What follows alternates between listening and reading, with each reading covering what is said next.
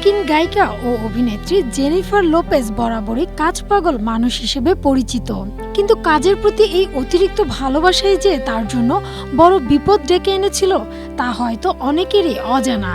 ৫৬ বছর বয়সী এই তারকা টানা ৯৮ দিন কোনো ছুটি ছাড়াই কাজ করার পর একদিন শুটিং সেটে হঠাৎ গুরুতর অসুস্থ হয়ে পড়েন। সে সময় তার বুকে তীব্র অস্বস্তি শুরু হয়, চোখে ঝাপসা দেখতে থাকেন এবং এক পর্যায়ে পুরো শরীর অবশ হয়ে যায়, এমনকি নড়াচড়া করার ক্ষমতাও হারিয়ে ফেলেছিলেন তিনি। ভয়াবহ সেই অভিজ্ঞতার কথা জানিয়ে জেনিফার জানান, তখন তার এনাফ সিনেমার শুটিং চলছিল। একই সঙ্গে তিনি আরও ৪টি সিনেমা এবং নিজের JLO অ্যালবামের কাজ করছিলেন। দিনে দীর্ঘ সময় শুটিং শেষ করে রাতভর স্টুডিওতে গান রেকর্ড করতেন তিনি।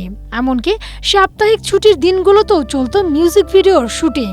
এই অতিরিক্ত শারীরিক ও মানসিক চাপের কারণেই শেষ পর্যন্ত অসুস্থ হয়ে হাসপাতালে যেতে হয়েছিল এই গ্লোবাল স্টারকে।